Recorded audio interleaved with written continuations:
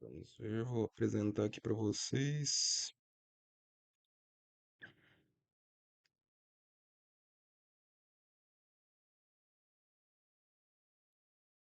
Pessoal, tá dando para ver certinho o slide, a câmera tá beleza, o áudio tá beleza? Já vou iniciar aqui. Então, vamos lá. Bem, o tema gripes e resfriados é um dos temas que eu mais recebo perguntas geralmente. Muita gente tem dúvidas.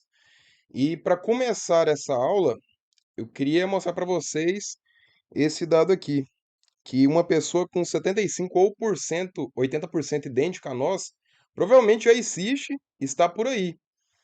É, porque existem muitas pessoas no mundo. Do lado esquerdo você consegue ver um jogador alemão, que ele se chama Mesut Ozil, ele já é um jogador aposentado.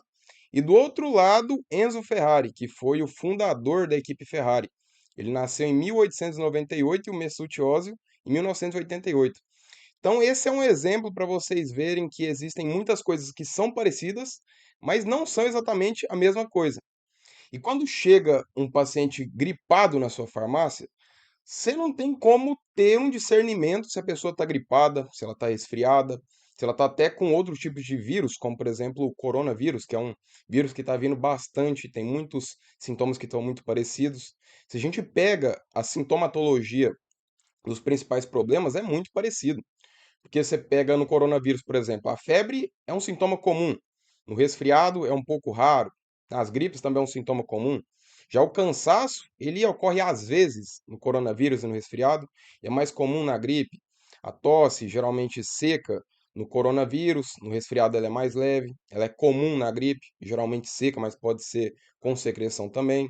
Espirros, dores no corpo, coriza, mal-estar, dor de garganta, enfim, é uma infinidade de sintomas, não tem como a gente delimitar todos os sintomas e por meio deles ter um diagnóstico preciso, porque isso só pode ser confirmado por meio do exame de fato. Então, quando a gente compara o resfriado comum e a gripe, a gente percebe que o resfriado ele é uma virose respiratória benigna, que pode ser causada por mais de 100 tipos diferentes de vírus, com a sintomatologia nasal e sistêmica mais discreta que na gripe. Porque o resfriado ele não é um vírus que acomete de uma maneira tão forte o paciente como na gripe. A gripe, ela tem uma maior intensidade, os sintomas ele é muito mais forte quando o paciente ele é acometido pela gripe. Ela é causada pelo vírus influenza, o A, o B e o HN1. Por isso que existe vacina para gripe, porque é bem mais fácil da gente delimitar. É um único vírus, é o vírus influenza. Então, por meio da vacina, consegue-se talvez diminuir um pouco a probabilidade do paciente ficar gripado. Mas existem mais de 100 tipos de vírus do resfriado. Então, a chance de ele ficar resfriado e achar que ele está gripado é muito grande também. E como eu falei, existem mais de 100 vírus possíveis que provocam resfriado. Quanto mais a pessoa é acometida por eles, mais ela desenvolve imunidade.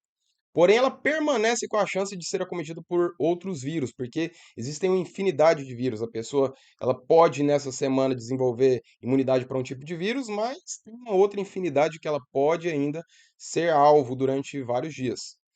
A gripe é mais previsível. Ela ocorre apenas pelo vírus influenza. Já existe, inclusive, um medicamento, não sei se vocês já ouviram falar, do Tamiflu, que é o oseltamivir. Ele é um medicamento que ele pode ser utilizado, mas ele tem um preço muito elevado, ele é muito caro, e ele não é tão utilizado em casos que não são graves. É mais em casos bem específicos, por exemplo, um paciente que ele já tem uma maior probabilidade de ter possíveis colaterais graves por conta do vírus da gripe, e isso pode talvez fazer sentido para ele quando ele está começando, num quadro de 48 horas, mas geralmente não é tão utilizado o oseltamivir. Então, eu queria discutir para vocês como que pode ser a nossa tomada de decisão para um tratamento assertivo. Como eu sempre bato nessa tecla, o tratamento ele vai ser feito de acordo com os sintomas e a individualidade do seu paciente. Tem que identificar de uma maneira muito bem feita quais são todos os sintomas e oferecer um tratamento que leve ao menor número possível de colaterais. Então, a partir disso, o que nós devemos observar principalmente são os sinais e sintomas, é muito importante isso, o tempo dos sintomas, se o paciente ele já está usando algum medicamento, talvez ele está utilizando algum medicamento e você não sabe, se ele possui alergia a algum medicamento, é muito comum, por exemplo, quem tem alergia a paracetamol, dipirona, você tem que sempre identificar isso. E os antigripais, tem muita gente que me pergunta sobre eles, porque muita gente quando chega com gripe, já chega querendo um antigripal. Para eles, a melhor terapia, a terapia mais fácil de ser indicada. E eu queria trazer a composição de geralmente vem na maioria dos antigripais, que você encontra no Gripeol, no Resfenol, no Simegrip. Eles vêm com 400 miligramas de paracetamol, que ele pode ser utilizado para dor ou febre, a clorfeniramina de 4 miligramas, que é um antihistamínico de primeira geração, e a fenilefrina de 4 miligramas, que é atribuído como um descongestionante nasal. Mas nós temos alguns problemas em relação a isso, porque a clorfeniramina, ela é um antihistamínico de primeira geração, ela bloqueia receptores de histamina, mas pelo fato de ela ser altamente lipossolúvel, ela penetra muito a barreira hematoencefálica, pode provocar sonolência para o paciente, um paciente idoso, um paciente que dirige, não é uma boa escolha. E a fenilefrina, eu não sei se vocês lembram de quando teve um comunicado da FDA que ela classificou a fenilefrina como ineficaz na redução da congestão nasal quando comparada com placebo, porque a via oral ela não é tão eficaz, teria que ser doses bem altas, e a via tópica ela é bem mais eficaz. Por isso, é um medicamento bem controverso nos dias de hoje. Não é a melhor terapêutica. O paciente, ele chega e você já indica um antigripal para ele, você pode estar perdendo a oportunidade de fazer uma venda mais assertiva e também de provocar menos possíveis colaterais e ter um tratamento que realmente funcione de fato.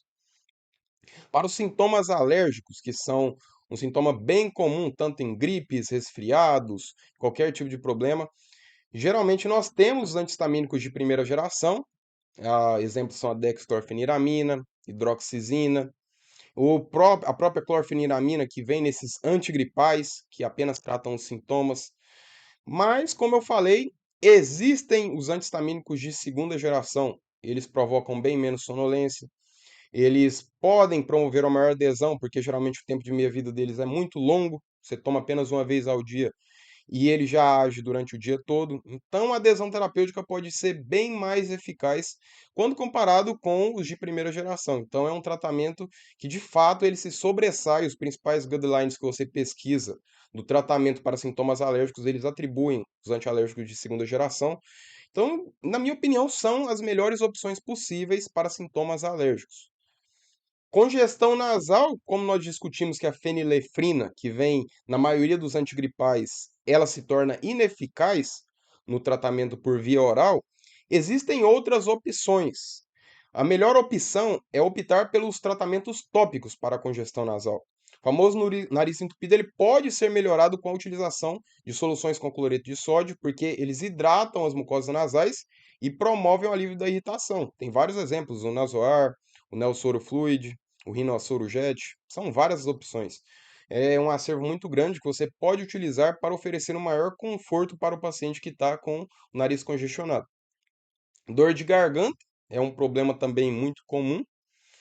O contexto individual, nesse caso, é muito importante, porque, por exemplo, eu bato muito nessa tecla também da inibição da COX, porque nós temos vários tipos de anti-inflamatórios. Alguns anti-inflamatórios eles inibem a COX-1 e a COX-2, mas dependendo ele tem uma maior seletividade por qualquer uma das duas. Por exemplo, quando um paciente ele tem problemas gástricos, ele pode ter, por exemplo, úlceras, gastrite, é recomendável que você não utilize os de que inibem principalmente a COX-1. Como, por exemplo, na imagem você consegue ver aí, cetoprofeno, o trometamol cetrolaco, que é muito indicado por via sublingual, ele não é tão indicado também para pacientes nesse contexto. Talvez para eles convém outros tipos de tratamentos. Não existem tratamentos com MIPs que são inibidores seletivos de COX-2. Existem principalmente o naproxeno e ibuprofeno, mas como vocês podem ver na foto aí, o ibuprofeno ele se destaca como inibidor de COX-1 e o naproxeno, ele é meio que intermediário. Mas alguns exemplos, como por exemplo, a nimesulida, o meloxicam, o etodolaco, eles seriam mais interessantes, porém eles não são MIPs. Então, para ele, talvez para esse tipo de paciente, em relação aos MIPs, uma pastilha que contém uns anestésicos ou então um analgésico seria um pouco mais interessante, porque pode ter uma menor chance de provocar problemas gastrointestinais.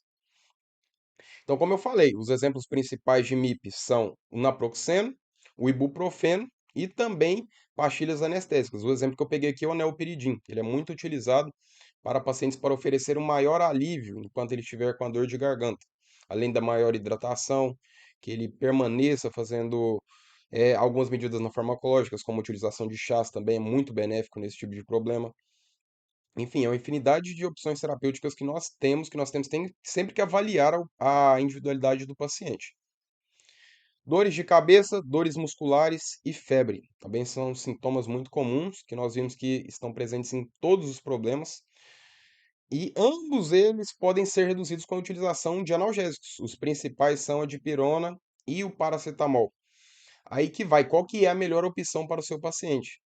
Por exemplo, quando se trata de pacientes que fumam ou bebem, a dipirona se torna a melhor opção, porque esses pacientes eles têm um comprometimento da CYP que ela faz a transformação do paracetamol no seu metabólito tóxico, que é o NAPQI, é a N-acetilparaiminobenzoquinona. Então, quando o paciente ele tem um comprometimento dessa CYP, ele pode ter uma maior produção desse metabólito tóxico do paracetamol, então para eles nem convém a gente fazer esse tipo de indicação. Talvez para ele a dipirona é a melhor opção, porque não tem esse risco de ter esse comprometimento da CYP.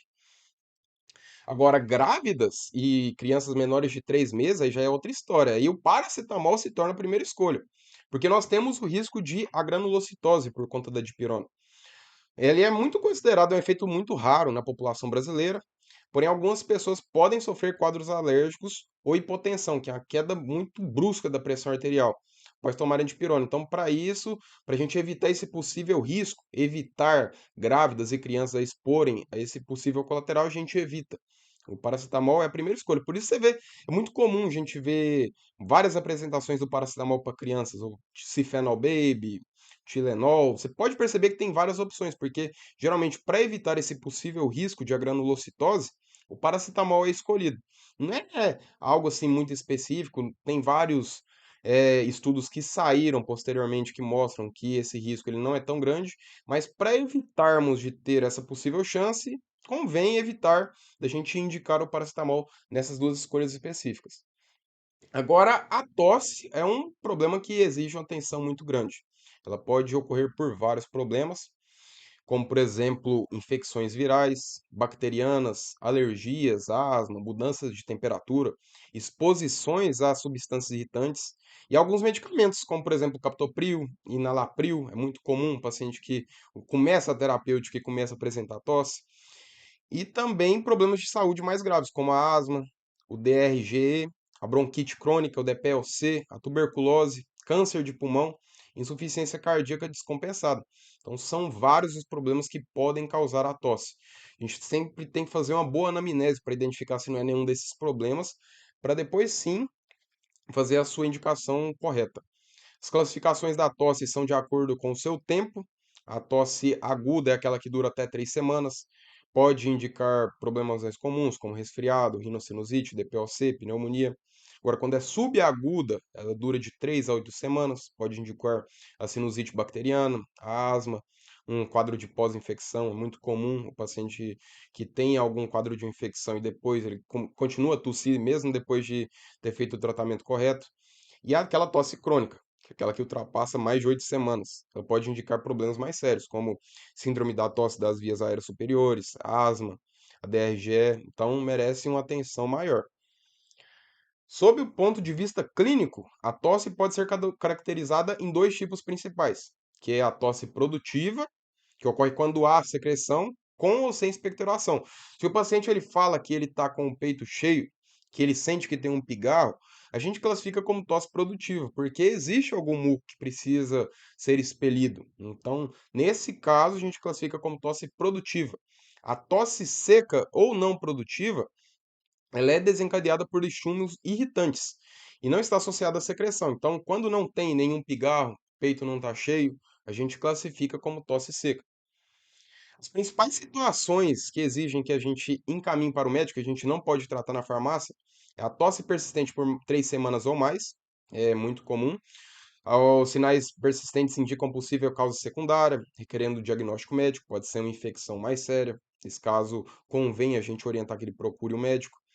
Crianças menores de 2 anos com tosse têm um maior risco de complicações. A gente tem pouca evidência para o uso seguro de medicamentos nessa faixa etária. Muita gente vive me perguntando: caramba, o que que eu posso indicar para crianças menores de 2 anos tossindo? Pois bem, a gente não tem estudos muito bem delimitados nessa idade. Não convém a gente fazer esse tipo de indicação, porque não tem como a gente garantir segurança nessa idade. Você pode perceber que a maioria dos xaropes, eles não vêm com a recomendação de utilizar para menores de 2 anos. Tem várias possíveis complicações, então, para evitar esse risco, várias agências regulatórias, como o próprio FDA que eu citei anteriormente, recomendam que não seja indicado o medicamento na farmácia, que o médico avalie o risco, aí sim indique o medicamento. E também a ausência de melhora após 7 dias de tratamento farmacológico, porque pode sugerir um quadro de infecção bacteriana secundária. A pessoa talvez esteja infectada e nem sabe. Então, para aliviar a tosse, os principais medicamentos disponíveis sem a receita médica incluem os antitussígenos, que são sedativos da tosse, os expectorantes e também os mucolíticos. São os principais medicamentos que a gente pode indicar. Para a tosse seca, os antitussígenos, ou também chamados sedativos da tosse, eles são empregados para controlar. Elas agem inibindo o centro da tosse, situado no bulbo, sem deprimir o centro respiratório. Os dois principais MIPs são a cloperacina e também a dropropizina. Então, se você avaliou que não tem nenhum possível risco de ser uma tosse por diversos outros sintomas secundários, você pode indicar algum dos dois antitussígenos.